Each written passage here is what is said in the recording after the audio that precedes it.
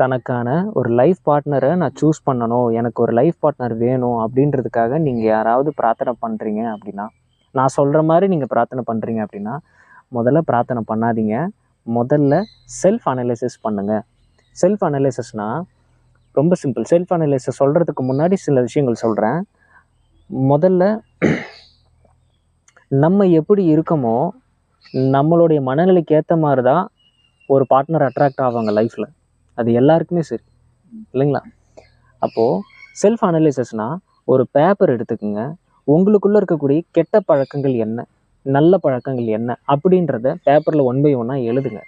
நம்ம டாமினேட்டிங் பர்சனா, நம்ம ரொம்ப கோவப்படுற பர்சனா, இல்லை ரொம்ப கேரிங் பர்சனா, ரொம்ப லவ்விங் பர்சனா, ரொம்ப கிவ்வராக இருக்குமா அப்படின்றது எல்லாத்தையுமே உங்களை பற்றி தனி ரூமில் போயிட்டு ஒரு பேப்பரில் நீங்கள் எழுதி பாருங்கள் முதல்ல.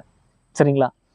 ஒரு சில நெகட்டிவான விஷயத்தை பார்க்கும்போது ஈவன்தோ பான் அடிக்ஷன் இருந்தாலும் அதையும் போடுங்க, தப்பு கிடையாது.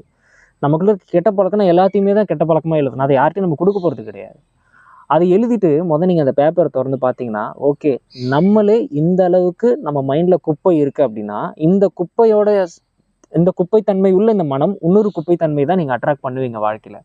அப்போ முதல்ல செல்ஃப் அனலைசிஸ் பண்ணி உங்களுக்குள்ளே இருக்கக்கூடிய பாசிட்டிவாக இருக்கக்கூடிய விஷயத்தை என்ஹான்ஸ் பண்ணுங்கள், அதிகப்படுத்திக்கங்க.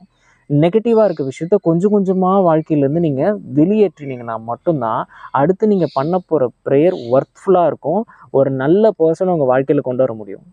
இப்போ நான் ஒரு ப்ரேயர் சொல்கிறேன், ஒரு வாட்டர் ப்ரேயர் சொல்கிறேன், இல்லைனா ஸ்கை ப்ரேயர் சொல்கிறேன், ஏதோ ஒரு ப்ரேயர் நான் உங்களுக்கு சொல்லித்தரேன் அப்படின்னு நீங்கள் பண்ண ஆரம்பிச்சுட்டு உங்களை பற்றி நீங்கள் புரிஞ்சிக்காமல் நீங்கள் மாட்டு விஷுவலைஸ் பண்ணுறீங்க, தேங்க் பண்ணுறீங்க, கிராட்டிடியூட் பண்ணுறீங்க, எல்லாத்தையும் பண்ணிவிட்டு ஒரு பார்ட்னரை கொண்டு வந்து வாழ்க்கையில் விட்டுருவீங்க. அது வந்ததுக்கப்புறம் அவ்வளோ பிரச்சனை வாழ்க்கையை போயிட்டே இருக்கும். பேசாமல் கல்யாணமே பண்ணாமலே இருந்திருக்கலாம் போல்.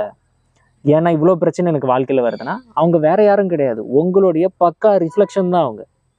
ஸோ நம்ம எப்படி இருக்குமோ அப்படி ஒரு பர்சன் தான் இந்த வாழ்க்கை அட்ராக்ட் பண்ணி கொண்டு வந்து கொடுக்கும். ஒரு பழமொழியில் ஒரு வார்த்தை கூட சொல்லுவாங்க, உனக்கேற்ற நபர் தான் நீ சரியாக மாட்டியிருக்க அப்படின்வாங்க. அதுக்கு அர்த்தம் என்னன்னா இதுதான், எஸ் வாட் வி ஆர்.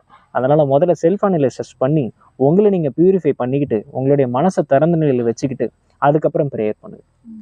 அப்போ தான் அந்த ப்ரேயர் ஒர்க் அவுட் ஆகும். சரி, அப்போ அதுக்கு நம்ம என்ன மாதிரி ப்ரேயர் பண்ணலாம் அப்படின்னா,